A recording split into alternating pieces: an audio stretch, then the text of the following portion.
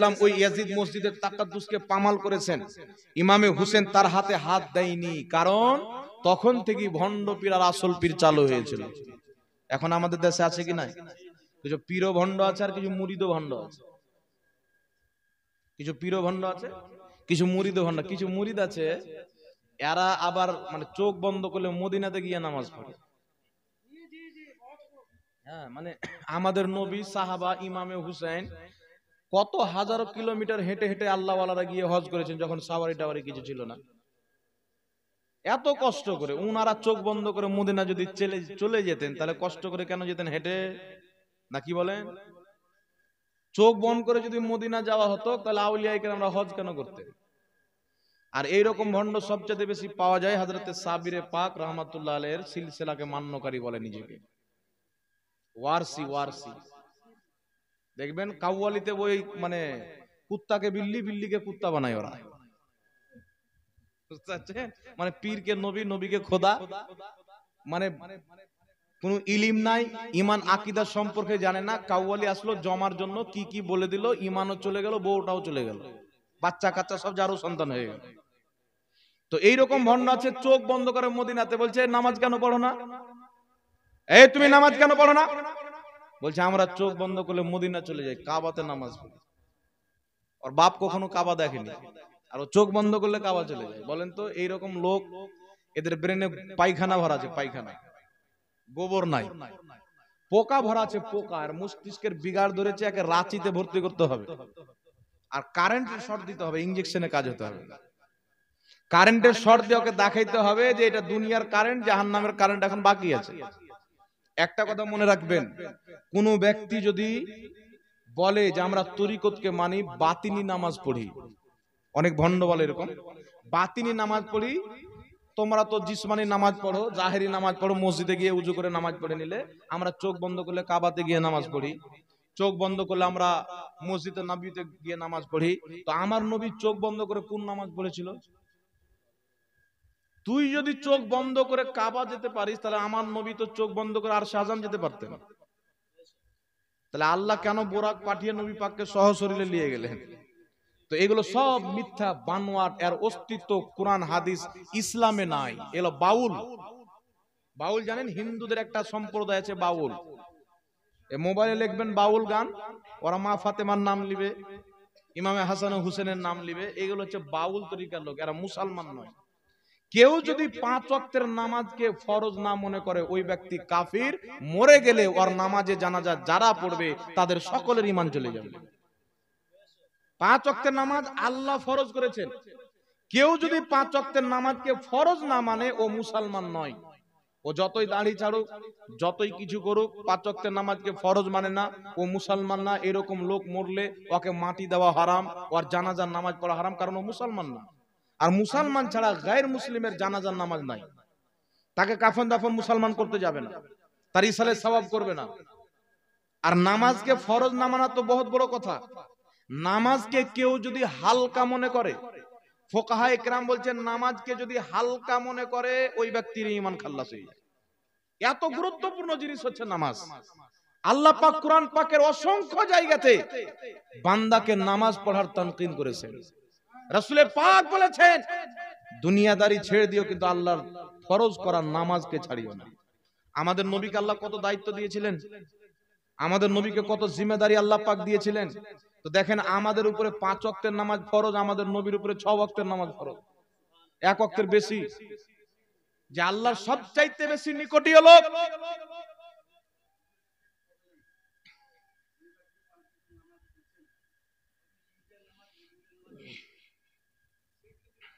ঠিক আছে শুনুন বলছি, যে নবী সাল্লাল্লাহু আলাইহি ওয়াসাল্লাম আল্লাহর সবচাইতে নিকটীয় লোক, তিনার নামাজ মাফ হওয়ার কথা। তো এদের কথা অনুযায়ী যে মেহবুব তোমার উম্মতরা পড়ুক, তোমাকে কেন এত কষ্ট দেব, তোমাকে ভালোবাসি, তোমার নামাজ মাফ হয়ে গেল।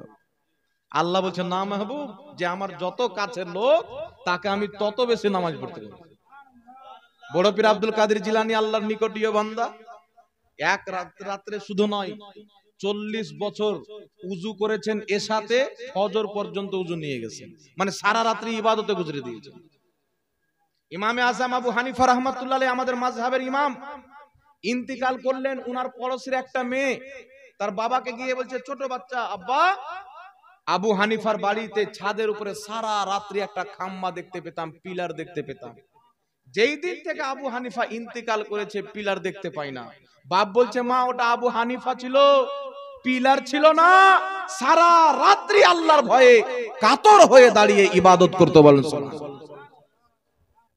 তেবি তিনারা মর্যাদা পেয়েছেন যে যত আল্লাহর নিকটীয় বান্দা তার নামাজ তত বেশি আছে। আর এখন বলছে চোখ বন্ধ করে কাবাতে নামাজ পড়ে। হাই রে দুর্দশা! কোন ব্যক্তি নামাজকে ফরজ না মানলে কাফির হয়ে যাবে। মুসলমান আছে নামাজকে ফরজ মানে কিন্তু পড়ে না, এটা সুদ খাওয়ার চাইতেও বড় পাপ, জেনা করার চাইতেও বড় পাপ, দারু পান করার চাইতেও বড় পাপ, শুয়ারের গোশত খাওয়ার চাইতেও বড় পাপ হচ্ছে নামাজকে ছেড়ে দেওয়া। সব চাইতে বড় পাপ।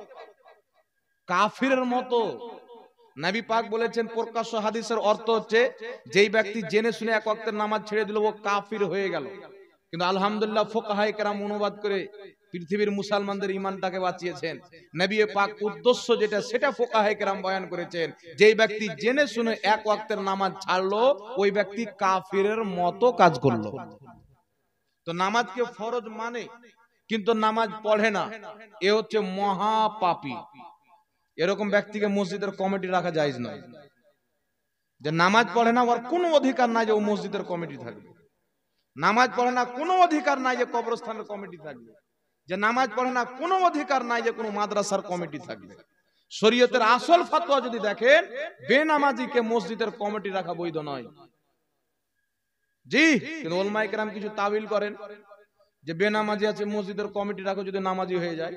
কিন্তু কমিটি রাখা 10 বছর হয়ে গেল নামাজি হয় না, রেখে লাভ কি? ভাগাবো কেন? জি, মসজিদ যেখানে 5 ওয়াক্তের নামাজ মুসলমানকে আল্লাহ ফরজ করে দিয়েছেন, আপনি কি মনে করছেন ইমামে হুসেনের স্মরণে মাহফিল করেছেন? ইমামে হুসেন যুদ্ধর ময়দানে চতুর সাইডে তলোয়ার, আপনি লড়াই করতে গেছেন ময়দানে, কোন পাকে আপনাকে মেরে দিবে ওই সময়তে যদি আপনি নামাজ কাজা করে দেন জায়েজ আছে। কিন্তু ইমামে হুসেন কারবালার ময়দান চতুর সাইডে ইয়াজিদি লস্কর, কে কোন পাকে তীর ছেড়ে দিবে, কোথায় এসে হামলা করে দিবে, সমস্ত জিনিসকে তাকের উপরে রেখে আল্লাহর দরবারে সাজদায় পড়েছিলেন, নামাজকে ছাড়েননি। ইমামে হুসেন কারবালার জমিন থেকে শিক্ষা দিয়েছেন, পেগাম দিয়েছেন, দুনিয়াতে সমস্ত কর্ম, মাঠে কাজ করা, চাকরি করা, একদিন দুই দিন যদি ছেড়ে দেন আপনি চলতে পারবেন, এক ওয়াক্তের নামাজকে ছেড়ে দিলে ইমানদারদের চলবে না। বলেন সুবহানাল্লাহ। যতই মুসিবত আসুক নামাজ ছাড়িও না, এটাই তো ইমামে হুসেন শিক্ষা দিয়েছে। আমাদের কিছু ছেলে পেলে মনে করে কি ঢোল বাজিয়ে নিলে হয়ে গেল। তাহলে তোর বাপ মরবে তখন ঢোল বাজাস? বাংলাদেশে কিছু গাঁজাখোর বেরিয়েছে, এ আবার নিজেকে পীর বলে একটা আছে, বলছে আমার মরণকালে ঢোল বাঁশি বাজায়। বলছে কালেমা কালামো ভাই কোনো কিছুর দরকার নাই, আমার গস পাকের গুণগান গাইও ও তরিকার ভাইও, আমার মরণকালে ঢোল বাঁশি বাজাইও। ওকে কবরে রাখার পর যে ফেরেশতা কিরকম করে ওকে বাজাবে আল্লাহই ভালো জানে। তো এইরকম মূর্খ জাহিল ইসলামে কেন বেরিয়েছে জানেন? আমরা আমাদের সন্তানকে ইলমে দিন শিখাই না। কিছু লোক আছে যদি একটু বড় লোক হয়ে যায় তো মনে করে যে মাদ্রাসায় পড়াবো, ফকিরি পড়া না, কি বলে মাদ্রাসায় পড়াবো, ফকিরি পড়া, মসজিদে ইমামতি করবে, যাবে 5,000-6,000 টাকা বেতন। এটা আপনাদের দোষ, 5,000-6,000 বেতন, তো আপনারা চাইলে তো বাড়াতে পারেন না, কি বলেন? আপনাদের ইমাম সাহেবের বেতন আপনারা কম করে রেখেছেন। তাহলে আপনারা যদি মনে করেন যে ইমামের বেতন কম, তাহলে আপনার ধারণাটা ভুল। আপনারা গ্রামবাসী যদি বলে ইমামের বেতন আমরা বাড়িয়ে দেবো, তাহলে কোনো অসুবিধা আছে? জি, কোনো সমস্যা নাই। তখন আপনার ইচ্ছা করবে যে আমার বেটা যদি ইমামতিও করে তাও 10-15,000 মাস পাবে, বাড়াবেন তো, নাকি বলেন? তো ব্রাদার ইসলাম, এইগুলো ভন্ডামো মূর্খামো কেন এসেছেন? ইলমে দিন নাই, না আকীদার জ্ঞান আছে, না ইমানের জ্ঞান আছে, না আমলের জ্ঞান আছে। ধর্ম থেকে পিছিয়ে যাওয়ার কারণে, আল্লাহর কোরআন থেকে। এখন আমাদের মোবাইলে যদি একটা মেসেজ আসে, এর বাপরে কিসের মেসেজ এসেছে গো, একবারে ধ্যান দিয়ে তাকে পড়ি নাকি? না, আল্লাহ পাক যে আমাদেরকে মেসেজ দিয়েছেন কোরআন রূপে, আল্লাহর মেসেজ আমরা কয়দিন পড়েছি বাবা? কটা লোক বুঝার চেষ্টা করেছি? এখানে অনেক লোক আছেন, অনেক কিতাব পাওয়া যাবে, বিজ্ঞানের কিতাব পাওয়া যাবে, গণিত পাওয়া যাবে, বায়োলজি পাওয়া যাবে, ইংলিশ পাওয়া যাবে, ম্যাথমেটিক্স পাওয়া যাবে, সব রকম কিতাব পাওয়া যাবে। কিন্তু কানজুল ইমান খুঁজেন তো কটা লোকের বাড়ি পাবেন? আমরা চেষ্টা করেছি যে কোরআন কানজুল ইমান কিনি, বাংলা কানজুল ইমান পাওয়া যায়, আমরা পড়ি। আর এটা আমার চ্যালেঞ্জ, যত অনুবাদ করা আছে আপনি পড়ে যদি বিশ্বাস করেন ইমান ধ্বংস হবে। কানজুল ইমান যদি একটা গাঁজাখোর লোক পড়ে হেদায়েত পেয়ে যাবে, বলেন সুবহানাল্লাহ। এমন প্রসিদ্ধ কিতাব, আপনি পড়ে দেখিয়েন। কানজুল ইমান কিনিয়েন আর আপনি পড়ে দেখিয়েন। আপনি যেমন যেমন পড়তে যাবেন আল্লাহ আল্লাহ রসুলের মহব্বত আপনার অন্তর আরো উজ্জ্বল হতে যাবে। আর আপনার অন্তরে যে মহব্বত আছে না, ওয়াহাবির কিতাব যদি পড়েন তো ঘটে যাবে। জি, কেমন করে ঘটবে আমি আপনাকে বলছি, শুনেন। কোরআন পাকে একটি আয়াত আছেন, ওয়াওয়াজাদাকা দাল্লান ফাহাদা। ওয়াওয়াজাদাকা দাল্লান ফাহাদা, দল শব্দের অর্থ অনেকটা আছে। একটা হচ্ছে আত্মহারা হয়ে যাওয়া, গুমরা পথ ভ্রষ্ট হয়ে যাওয়া, আরো অনেক মানা আছে। তো এরা মানাকে হারিয়ে যাওয়া, এরকম মানা আছে। তো ওয়াহাবি অনুবাদ কি করেছেন, হে নবী আপনাকে পথ ভ্রষ্ট পেলাম তো আমি আল্লাহ হেদায়েত দিলাম। বলেন তো আমাদের নবী কি পথ ভ্রষ্ট? আমার আপনার নবী বলছেন, মুসনাদে আহমদের মধ্যে সহিহ হাদিস, ইমাম মুনজিরি হাদিসকে সহিহ বলেছেন। রাসূলের পাককে সাহাবী জিজ্ঞাসা করছেন, ইয়া রাসূলুল্লাহ মাতা জুইলতা নবিয়ান, আল্লাহ আপনাকে নবী কবে বানিয়েছেন? নবী বলছেন, কুনতু নবিয়্যান ওয়া আদামু বাইনা রূহি ওয়াল জাসাদ, আমি ওই সময়তে নবী হয়ে গেছিলাম, আল্লাহ আমাকে নবী বানিয়ে দিয়েছিল যখন আদমের দেহের মধ্যে আত্মা ভরা হয়নি। জোরে বল সুবহানাল্লাহ। তো নবী দুনিয়াতে এসে নবী হয়নি, আদমকে সৃষ্টি করার পূর্বে আমাদের নবী নবী। ইব্রাহিমের নবুয়াতের পূর্বে, সমস্ত নবীর নবুয়াতের পূর্বে আল্লাহ আমাদের নবীকে নবুয়াত দিয়ে নবী বানিয়ে দিয়েছেন। এটা হচ্ছে নবীর দেওয়া আকীদা, বলেন সুবহানাল্লাহ। তো নবীর সহিহ হাদিস পেয়ে গেলাম, এতে আর আমাদের নলেজ ঘোচরানোর প্রয়োজন আছে বাবা? ওয়াহাবি ঘোচড়ে ঘোচড়ে বলবো যে 40 বছর পূর্বে নবী হয়েছে, পরে নবী হয়েছে। 40 বছর আগে যদি নবী হতেন তাহলে 40 বছর পরে নবুয়তের দায়িত্ব কেন পালন করেনি? এবার কিছু গাঁজাখোর লোক আছে, কথা তো ঠিকই, ডাক্তার মাস্টার আছে, এই ডাক্তার আর মাস্টার গুলো বেশি গুমরা হয়। এদেরকে বলে তাহলে 40 বছর আগে কেন নবুয়তের দায়িত্ব পালন করেননি? তাহলে আমাদের নবীকে আল্লাহ দায়িত্ব দিয়েছেন, নবী পালন করেননি, তাহলে আমাদের নবীকে আল্লাহ নাফরমানি করেছেন। মাস্টার মনে করছে কথা তো ঠিক রে, ঈমান বিক্রি করে বাড়ি চলে আসে। জি, কিন্তু কোরআন পাকে আল্লাহ তাবারাক ওয়া তাআলা মারইয়াম রাদিয়াল্লাহু তাআলা আনহার শিকামে বিনা বাপে ডাইরেক্ট জিবরিলকে পাঠিয়ে রূহুল্লাহ ঈসা নবীকে ভরে দিলেন। ঈসা নবীর আত্মা বললেন কি বলেন না ভিতরে, বিনা বাপে, বিয়ে হয়নি। মারইয়াম রাদিয়াল্লাহু তাআলা আনহার ব্যাপারে প্রচালিত ছিল, বহুত বড় আবেদা জাহেদা ছিলেন। সবাই জানতো কি আল্লাহর ওলিয়া মেয়ে, সাধারণ মেয়ে নয়, আর ফজিলত অনেক বেশি, শুধু ইবাদতে জিন্দেগি গুজরায়। মারিয়াম চিন্তিত হলেন, আল্লাহ আমার পেটে তোমার নবী, গ্রামবাসী সবাই তো জানে এটা দুনিয়ার রুলস, বিনা বিবাহতে সন্তান হয় না, আমার তো বিয়ে হয়নি, তুমি তোমার নবীকে দিয়েছো, আমার গ্রামের লোক তো মিটিং বসবে, বাইসি ডাকবে, আমি উত্তর কি দেব? আল্লাহ বলছেন, মারিয়াম চিন্তা করিও না, কেউ যদি বলে বাচ্চা কোথায় পেয়েছো, তুমি বলবে বাচ্চাকে জিজ্ঞাসা করো সে কে, তোমাকে বলার দরকার নাই। ঈসা আলাইহিস সালাম মায়ের কোলে 3-4 দিনকার ছেলে, গ্রামের লোক মিটিং বসিয়েছেন, মারিয়ামকে বলছেন, মারিয়াম তোমাকে আবেদা মনে করতাম, জাহেদা মনে করতাম, তয়্যেবা মনে করতাম, তাহেরা পাক পবিত্র মহিলা মনে করতাম, কিন্তু তুমি যে এত নোংরা কালো কাজ করবে আমরা জানতাম না, বলো কার ছেলে, কার সাথে মুখ কালো করেছে? মারিয়াম রাদিয়াল্লাহু তাআলা আনহা বলছেন, আমাকে জিজ্ঞাসা করিও না, ওই ছেলেকে জিজ্ঞাসা করো। গ্রামের লোক তাজ্জুব হবে কি হবে না বাবা? বলবে আমাদেরকে মূর্খ মনে করেছে, সব বিচারক এসে বসে আছি, আমাদেরকে বোকা মনে করেছে নাকি? 4 দিনকার ছেলে কথা বলে। মারিয়াম রাদিয়াল্লাহু তাআলা একটাই কথায় দাঁড়িয়ে আছেন, যেটা আমার আল্লাহ শিখিয়ে দিয়েছে। গ্রামের লোক বলছে জিজ্ঞাসা করো, এই ছেলে তুমি কে? ঈসা আলাইহিস সালাম বলছেন, আল্লাহ কোরআন পাকে উল্লেখ করেছেন, ইন্নী আব্দুল্লাহি ওয়া আতানিয়াল কিতাবা ওয়া জাআলানি নবিয়্যা। ঈসা নবী মায়ের কোলে 3-4 দিনকার ছেলে বলছেন, ইন্নী আব্দুল্লাহি, নিশ্চয় আমি আল্লাহর বান্দা, ওয়া আতানিয়াল কিতাবা, আল্লাহ আমাকে পুস্তক দিয়েছেন, কিতাব দিয়েছেন, ওয়া জাআলানি নবিয়্যা, এবং আল্লাহ আমাকে নবী বানিয়ে দিয়েছেন। মায়ের কোলে ঈসা আলাইহিস সালামকে আল্লাহ নবুয়ত দিয়ে নবী বানিয়ে দিয়েছেন, কিন্তু তিনি নবুয়তের দায়িত্ব কবে পালন করেছেন? উঠান তাফসিরে তাবারির মধ্যে লেখা আছে, ঈসা আলাইহিস সালামের বয়স যখন 30 বছর হলো, 30 বছর বয়সে নবুয়তের প্রচার ও প্রসার করতে লাগলেন। তাহলে 30 বছর আগে ওকে নবী মানবে কি মানবে না? কেউ যদি বলে ঈসা নবী 30 বছর পূর্বে নবী ছিল না, কাফির, কারণ কোরআনকে অস্বীকার করা হবে। কোরআন মায়ের করে বলছেন, ওয়া জাআলানি নবিয়্যা, আমাকে আল্লাহ নবী বানিয়ে দিয়েছেন। তো তো মায়ের কোল থেকে তিনাকে নবী মানতে হবে, তবে আপনি ঈমানদার। কিন্তু এলান করছেন 40 বছর পর। সেরকম ভাবে আল্লাহ আমার নবীকে নবুয়ত দিয়েছেন আত্মার জগতে, আদমের সৃষ্টির পূর্বে, ইব্রাহিমের সৃষ্টির পূর্বে, সমস্ত পয়গম্বরের নবুয়ত সৃষ্টির পূর্বে আল্লাহ আমার নবীকে নবুয়ত দিয়ে নবী বানিয়ে দিয়েছেন। দুনিয়াতে এসে 40 বছর পর নবুয়তের দায়িত্ব পালন করার হুকুম দিয়েছেন। বলেন সুবহানাল্লাহ। শুধু তাই নয়, আল্লাহ পাক আরেক জায়গায় কোরআন পাকে বলছেন, ইয়া ইয়াহইয়া খুযিল কিতাবা বিকুওয়াতিন ওয়া আতাইনাহুল হুকমা সাবিয়া। আল্লাহ বলছেন, ইয়াহইয়া কিতাব শক্ত করে ধরো, এবং আমি আমার ইয়াহইয়াকে শিশু কালে নবুয়ত দান করেছি। বলেন সুবহানাল্লাহ। উনাকে শিশু অবস্থায় আল্লাহ নবী বানিয়ে দিয়েছেন, কিন্তু নবুয়তের প্রচার করেছেন অনেক বড় হওয়ার পর। তো 40 বছর আগে কেন নবুয়তের প্রচার করলেন না? এটা আল্লাহকে জিজ্ঞাসা করো। যে মুসা নবী কেন 30 বছর পর্যন্ত ঈসা আলাইহিস সালাম প্রচার করলেন না? ইয়াহিয়া আলাইহিস সালাম কেন ছোটদের নবী বললেন কিন্তু প্রচার করলেন না? তো এগুলো মূর্খদের প্রশ্ন, আপনার ঈমানকে ধ্বংস করা। মুসলমান কাকে বলে? আপনার সামনে যদি কোনো ব্যক্তি মিথ্যা বলে, একটা মশলা নিয়ে আপনার সাথে তর্ক হচ্ছে, বলছে এই দিকে হবে, আপনি বলছেন এই দিকে হবে, একটা লোক মাঝখানে এসে মিথ্যা বলছে যে না এই দিকে হবে, তাহলে এই দিকে বললে আমার লোককে চুপ থেকে যেতে হবে, কারণ সে নবীর কথা বললো।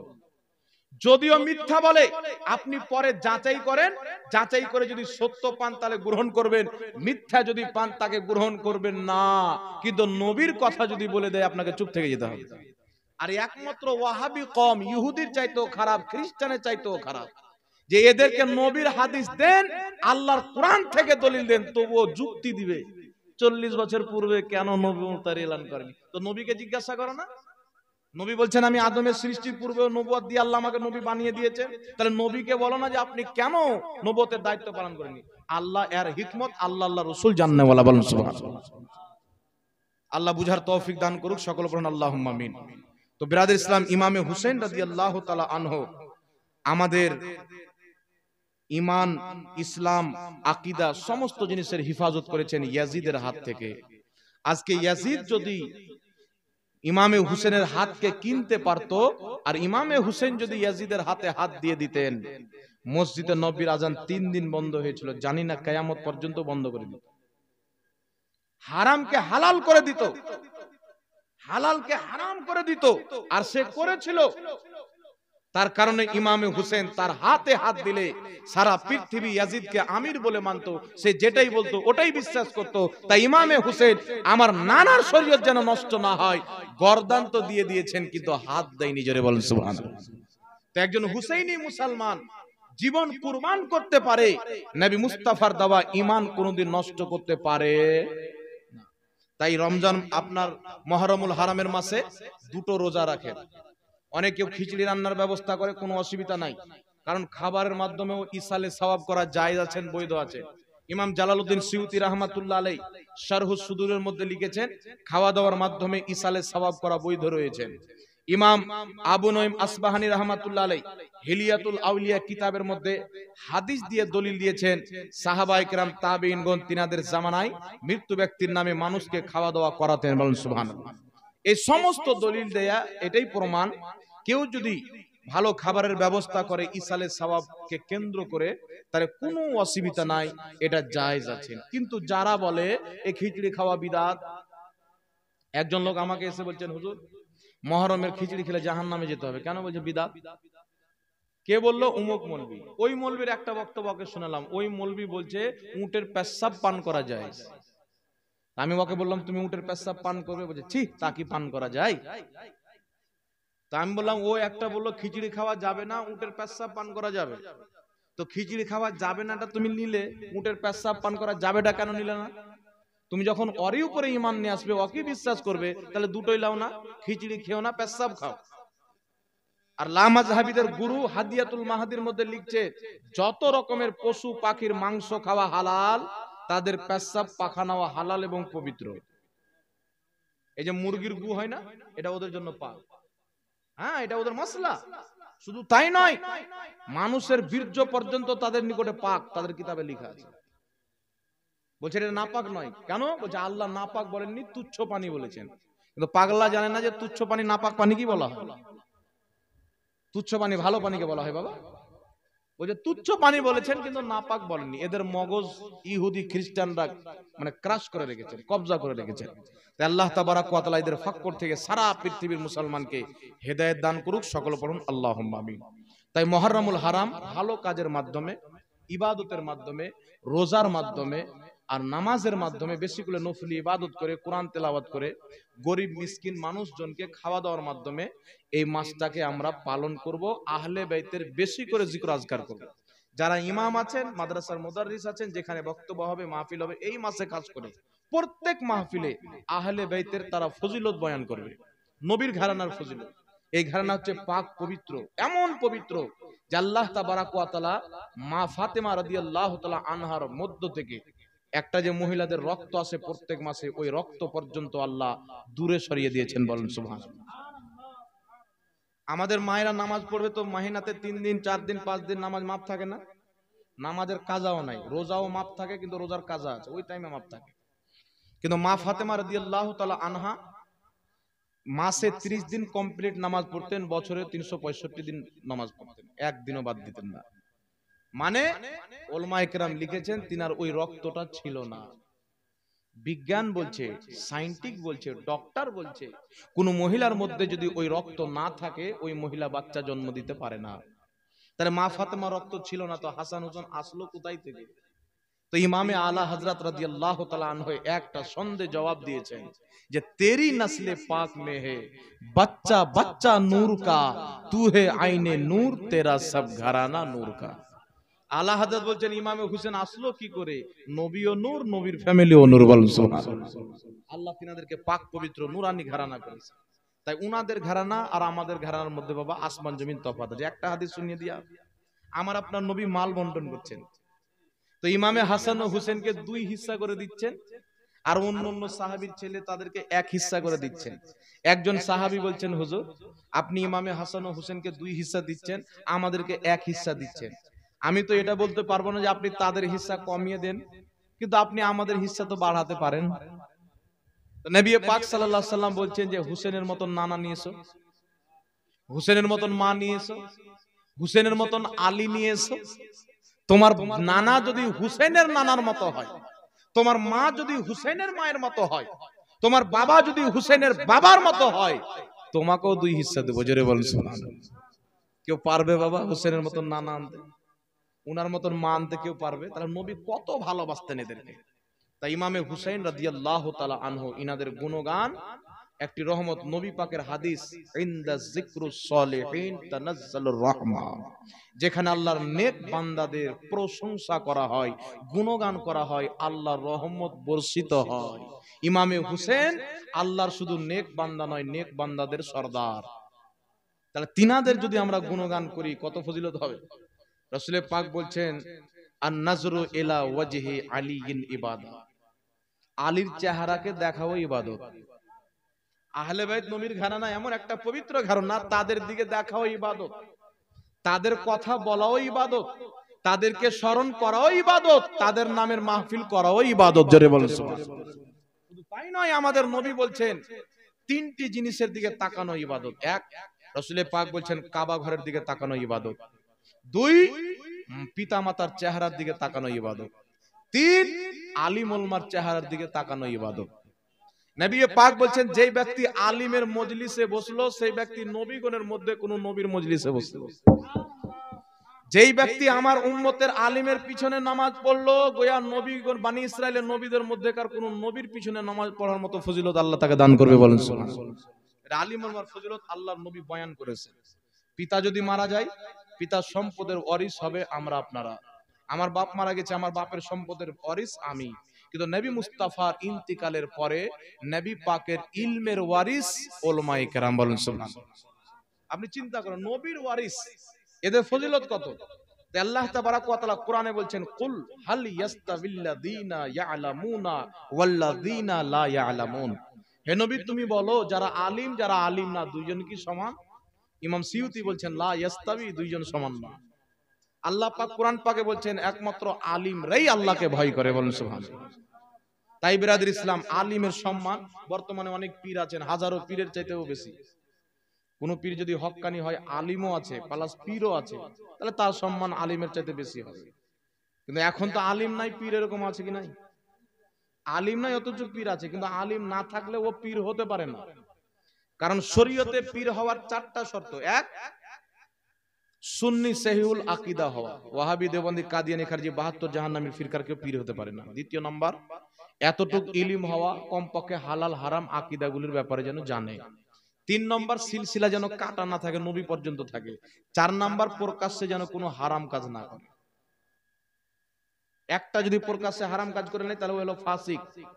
আর ফাসিকে মুআল্লিম যে হবে তার পীরত্ব চলবে না। কথা বুঝে আসছে বাবা? তাই পানি পিও ছানকে, পীর পাকড়ো পেহচান। একজন ব্যক্তি জিজ্ঞাসা করছেন যে হুজুর, আমি সুন্নি সহিহুল আকীদা, যারা আহলে সুন্নাতের আলিম ওলামা আছে তাদের বক্তব্য শুনি, কোন মসলা মাসাইল পড়লে তাদেরকে জিজ্ঞাসা করি, আমি যদি সারা জীবন পীর না ধরি কোনো অসুবিধা আছে? কোনো সমস্যা নাই।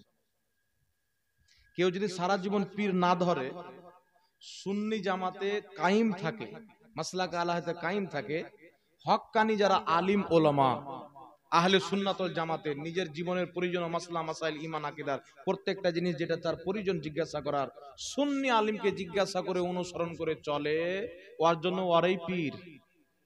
আপনি কি মনে করেন কোরআনও পীর, হাদিসও পীর, উলামায়ে কেরামও পীর, আর পীরের চাইতে বড় পীর উলামায়ে কেরাম। জি, কেন? এই উলামায়ে কেরাম কোনোদিন আপনাকে হারাম কাজের আদেশ দিবে না। আর পীর সাহেবের ইজ্জত করতে করতে করতে পীর সাহেবের যখন অহংকার চেপে যায়, বলছে আই বেটা সাজদা কর, হারাম কাজও করিয়ে দেয়। কথা বুঝে এসছে কিনা? কিন্তু আলিমকে যদি আপনি সাজদা করেন, বাঘ এখান থেকে নিজে জাহান্নামে যাবে, আমাকেও জাহান্নামে নিয়ে যাবে।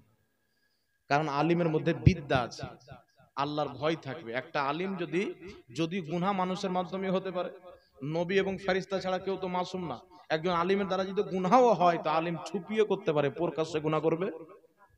জি, একটা আপনাকে উদাহরণ দিচ্ছি, ধরেন একজন ব্যক্তি মদ পান করলেন, প্রকাশ্যে করতে পারবে বাবা? ইলিমটার কারণে তার কারণে মুরিদ হওয়াকে অনেকেও সুন্নাত বলেছেন, অনেকেও মুস্তাহাব বলেছেন। কেউ যদি মুরিদ হলো, একটা সুন্নাতের প্রতি আমল হলো, তো আমি তো বলবো না যে সুন্নাত ছাড়েন না, কি বলেন? সুন্নাত ধরেন, আপনি ওরকম পীর পেলেন, ভালো হক্কানি নজর আছেন, ধরলেন, পেলেন না, ধরলেন না। আপনি ধরলেন না তো আপনি সুন্নি থাকবেন না, মুসলমান থাকবেন না? কোন বেটা বলেছে আপনাকে? মুসলমান থাকবেন। একটা সুন্নাত আপনি ছাড়বেন, আপনি তো 5 ওয়াক্তের ফরজ নামাজ কি ছেড়ে দিচ্ছেন? তো আপনার তো যেটা মেন ওটাই ঠিক নাই, তো আপনি সুন্নাত নিয়ে কি করবেন? কথা বুঝে এসছে কিনা বাবা? তো শরীয়তকে আমাদেরকে বুঝতে হবে। হ্যাঁ, কোন হক্কানি পীর আছে, বুজুর্গ ব্যক্তি পেয়েছি, তার হাতে মুরিদ হয়ে যাবে, আলহামদুলিল্লাহ। সুন্নাত একটা সুন্নাতকে ছোট মনে করা যাবে না। একটা নেকির কারণে মানুষ জাহান্নামে চলে যাবে কিয়ামতের ময়দানে। তাই ব্রাদার ইসলাম, আমাদেরকে আকীদার ব্যাপারে, ঈমানের ব্যাপারে জানতে হবে। যেই পীর আপনাকে হারাম থেকে বাঁচতে বলবে, হালাল পথে চলতে বলবে, 5 ওয়াক্তের নামাজ পড়তে বলবে, ওই হলো পীর। আর যেই পীর বলবে যে নামাজ পড় চাহে না পড়, জান্নাত তো আমার বাপের, লিয়াই টাকা দে, তোকে জান্নাত আমি নিয়ে যাব। কিছু মৌলবি আছে না, বলে আমাদের কবরে আমাদের পীর সাহেব আসবে। আর পীর যে কোন কবরে যাবে আল্লাহ জানে, তো পীর সাহেব কবরে আসবে? জি, আবু বকর সিদ্দিক কবরের কবরে আসবেন না, যে সারা পৃথিবীর সর্বপ্রথম নবীর উম্মতের ওলি, সবচাইতে বড় ওলি। আলা হযরত রাদিয়াল্লাহু তাআলা আনহু ফাতাওয়া রাজবিয়া শরীফের মধ্যে লিখেছেন, সবচাইতে বড় ওলি হচ্ছেন আবু বকর সিদ্দিক। জোরে বলেন সুবহানাল্লাহ। সবচাইতে বড় ওলি আবু বকর সিদ্দিক, তো কবরের কবর আসবে না এরকম আমরা হাদিস পাইনি। হযরত উমর ফারুক রাদিয়াল্লাহু তাআলা আনহু, যিনি এসে ইসলামকে জীবন দিয়েছেন বললেও চলে, হযরত উমর ফারুক, সেই উমর ফারুক রাদিয়াল্লাহু তাআলা আনহু কবরের কবর আসবেন না। আর আমের মতন মৌলবি বলছে যে আমাদের পীর আমাদের কবরে আসবে। এ মৌলবি ভাত খেয়ে হয়েছে না গাঁজা খেয়ে হয়েছে বলে? চিন্তা করে, ফালতু কথা কি দরকার বলার? জি, পীরকে পীরের লেভেলে রাখতে হবে, নবীকে নবীর লেভেলে রাখতে হবে। আল্লাহ আল্লাহর জায়গাতে আছে না, পীর নবীর মতো হতে পারে না, নবী আল্লাহর মতো হতে পারে। কথা বুঝে শিখাসিনি বাবু? তার কারণে কওরের পীর, কওরের কবরে কওরের কোনো পীর আসবে না। এটা ভণ্ডদের কথা, কোন সুস্থ মস্তিষ্কের আলিমের কথা না। কোন মূর্খ ব্যক্তি বলে দিয়েছে বা মুখ থেকে হয়তো বেরিয়ে গেছে, কিন্তু এটার উপরে বিশ্বাস করা যাবে না। একমাত্র সবারই কবরে আসবে পীরদের পীর, ওলিদের ওলি, নবীদের নবী মুহাম্মদুর রাসূলুল্লাহ সুবহানাল্লাহ। তিনি সবারই কবরে আসবেন। ইমাম নববী আল আজকারের মধ্যে লিখেছেন নবী সবারই কবরে আসবেন। বুখারীর হাদিস, মুসলিমের হাদিস, নবীকে দেখিয়ে প্রশ্ন করা হবে এই লোকটার ব্যাপারে দুনিয়াতে কি বলছিলেন। সুন্নি বলবে যে আমরা তো গুণগানই করতাম, ওয়াহাবি বলবে লিখতে জানতো না বলতাম, পড়তে জানতো না বলতাম, মুখ দিয়ে দুর্গন্ধ বের হচ্ছে বলতাম, জাহান্নামী পিতা মাতার বেটা বলতাম। তাহলে ওকে ছাড়বে ফেরেশতা? বলে খুব বলেছিস, এবার আয় তোর ফুটাই হবে, খুব বলেছিস। আর সুন্নি বলবে যে কিছু করি চাহে না করি, নবীর ব্যাপারে সতর্ক থেকেছি, অন্তরে কিছু থাক বা না থাক, এই মুহাম্মদ রাসূলুল্লাহর মহব্বত ছিল, আমার আপনার নবী ফেরেশতাকে হটিয়ে বুকে লাগাবে, বলুন সুবহানাল্লাহ। তাই কুछ रहे या ना रहे दुनिया में, फकत इश्क मुस्तफा रहे, ये कब्र में हो मीजान में हो, जन्नत पहुंचा कर ही छोड़ेगा। নবীর ইশক, নবীর মহব্বত যেখানে থাকেন আপনাকে জান্নাত পর্যন্ত পৌঁছাবে নবীর মহব্বত। এটা কায়েম রাখতে হবে, এটার প্রতি একবারে অটল ভাবে কায়েম থাকতে হবে, আকীদা রাখতে হবে। নবী আসবে কবরে, কিন্তু কোন পীর, কোন সাহাবী, কোন আহলে বাইতের সদস্য কবরে আসবে, তার জন্য কি কোন পীরের সম্মান কমবে? কোন পীর কবর আসবে না বলে কি পীরের সম্মান কমে গেল? পীরকে সরিয়ে যতটুকু সম্মান দিয়েছেন ততটুকুই থাকলো, বুঝতে পারলেন? তার কারণে যেই ব্যক্তিরা কোথায় মুরিদ হয়েছে না হয়েছে আল্লাহ জানে, বলছে আমরা চোখ বন্ধ করলে মক্কাতে নামাজ পড়ি, মদিনাতে নামাজ পড়ি, আজকে আপনি তওবা করেন, নাহলে আপনি চিরস্থায়ী জাহান্নামী হবেন, ঈমান চলে যেতে পারে আপনার। আজকে আপনি তওবা করবেন। আর একটা কথা মনে রাখবেন, নামাজ কোনো অবস্থায় ছাড়বেন না। নিজে নামাজ পড়েন, নিজের ছেলেকে নামাজ পড়ান। আপনি চিন্তা করেন গ্রামের লোককে নামাজে কি করে বানাবো? কেউ যদি ঢোল খেলে সমাজ থেকে বাদ করেন, কারোর বাড়ি বিয়ে হচ্ছে, বিয়েতে ঢোল তাসা গান বাজনা ড্যান্স করাচ্ছে, ওকে সমাজ থেকে বের করে ফেলেন। আপনি কি মনে করছেন আপনি মন্ডল, আর সমাজে গান বাজনা বাজাচ্ছে আপনার দায়িত্ব নাই? আপনি যদি কিছু না বলেন, চুপ থাকেন, মন্ডল আগে জাহান্নামে যাবে। দায়িত্ব আল্লাহ আপনাকে সঁপেছেন, এই ইজ্জতটা দিয়েছেন। আপনি কি করবেন? গ্রামের লোককে ডাকবেন, আমাদের শরীয়ত বিরোধী কাজ করেছে বিয়েতে, ওর বিয়েতে আমরা যাব না। যে ব্যক্তি ওর বিয়ে খেতে যাবে ও সমাজ থেকে বাদ। তাই কোন ব্যক্তির বাড়িতে যদি ডিজে বাজায়, বিয়েতে গান বাজনা করে, ওই ব্যক্তির বাড়ি খাবার খেতে যাওয়া যাবে না, ভোজের দাওয়াত গ্রহণ করা যাবে না, ওর বাড়ি রাঁধতে যাওয়া যাবে না। যেই ব্যক্তি যাবেন ওকে আল্লাহকে জবাব দিতে হবে। তাহলে বিয়ের এইটা বন্ধ হবে কি হবে না? আমরা তো চাইলে বন্ধ করতে পারবো, কিন্তু আমরা এর বাপরে মাংস ভাত বাপের জন্মে খাইনি, সুবহানাল্লাহ, চল গান বাজলে বাজলে কি হলো, মাংস ভাত আছে। এ মুসলমান এত মাংস খায় তবু আর বল না যে খাই ওর জিলাল। জি, তাই সমাজ থেকে এগুলোকে উঠাতে হবে। কতদিন অন্ধকারে থাকবে? যারা ইমাম সাহেব আছেন, আপনারা যারা নামাজি আছেন, নামাজ পড়বেন আসরের পর, একটু ঘোরার টাইম। আসরের পরে ঘুমানো নবী পাক নিষেধ করেছেন। কেউ যদি আসরের পর ঘুমায় তার মস্তিষ্ক বিগাড় হয়ে যাবে, তাড়াতাড়ি বুড়া হয়ে যাবে, অনেক কিছুর বিগাড় হবে। তাই আপনি ইমাম সাহেবকে নিয়ে সাথে করে 2-4 জন মুসাল্লি বের হন গ্রামে। রাস্তায় যাকে দেখবেন, এই নামাজ পড়বো বড় বলবেন। আপনি বলে বলে যদি আপনি সারা জীবন 60 বছর অবধি বলেন, আর একটা যদি নামাজি বেড়ে যায়, ওটা আপনার জন্য নাজাতের জারিয়া হয়ে যায়। এটা নয় যে আপনার সবাই কথা শুনে নেবে। আমার নবী কুরাইশকে দাওয়াত দিয়ে বললেন, আমি আল্লাহর নবী, আল্লাহ ছাড়া কেউ ইবাদতের যোগ্য নাই। আবু লাহাব বলল, এই জন্য আমাদেরকে দাওয়াত দিয়েছো, তোমার হাত যেন নষ্ট হয়ে যায়, ধ্বংস হয়ে যায়। আল্লাহ বলেন, আমার নবীর হাত ধ্বংস হবে না, তোরই হাত ধ্বংস করে দেব। তাব্বাত ইয়াদা আবি লাহাবিন ওয়া তাব, আবু লাহাবের হাত আল্লাহ ধ্বংস করে দিয়েছেন। তো সবাইকে একসাথে নবীর কথা মেনেছিল বাবা? জি। তো সমাজ থেকে এগুলো উঠান। যারা মডেল আছেন, মাতাবর আছেন, ঢোল তাসা আলহামদুলিল্লাহ এবার উঠে যায়। আগের মনে হয়েছে নাকি? গতবার হয়েছিল নাকি? খবরদার যুবক ভাই, এই ঢোল তাসা গেল। আমরা শিয়া না, আমরা সুন্নি।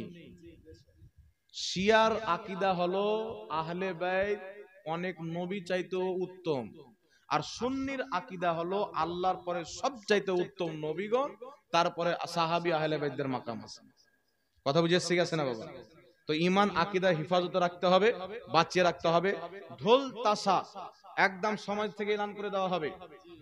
একবারই এলান করে দিবেন যে আমাদের সমাজে ঢোল তাসা ইসলাম বিরোধী, এটা চলবে না। যদি কেউ করে সমাজে থাকতে পাবে না। কথা বুঝে এসছে? বিয়ে হচ্ছে নবীর সুন্নাত, আন নিকাহ মিন সুন্নতি। নবী বলছেন নিকাহ, বিবাহ আমার সুন্নাত। নবীর সুন্নাতে যারা পাইতারামু করবে, দাবড়া কুদাবে, আপনি স্পষ্ট বলে দিবেন এটা আমার নবীর সুন্নাতে, নবীর সুন্নাতকে অপমান করা। কেউ যদি গান বাজনা বাজায় এমনিতে হারাম। যেমন কোন ব্যক্তি দারু পান করছে, হারাম কি হারাম না? সেটা যদি মসজিদের ভিতরে পান করে আরো বড় হারাম। তো কেউ যদি গান বাজনা শুনে হারাম, বিয়েতে বাজালে আরো বড় হারাম, জঘন্য কাজ। কারণ বিয়েটা নবীর সুন্নাত। তাই এলান করে দিবেন সমাজ থেকে ইসলাম বিরোধী কাজ হলে তার বাড়ি আমরা কেউ দাওয়াত খেতে যাব না, কেউ রান্না করতেও যাব না। সমাজ থেকে বাইকেট। ইনশাআল্লাহ এই সমাজ থেকে নাপাকি দূর হবে। আল্লাহ আমাদের অন্তরকে পাক করে দিলে ঈমান সব পাক হয়ে যাবে। বলেন সুবহানাল্লাহ। আল্লাহ বুঝার তৌফিক দান করুন। জি।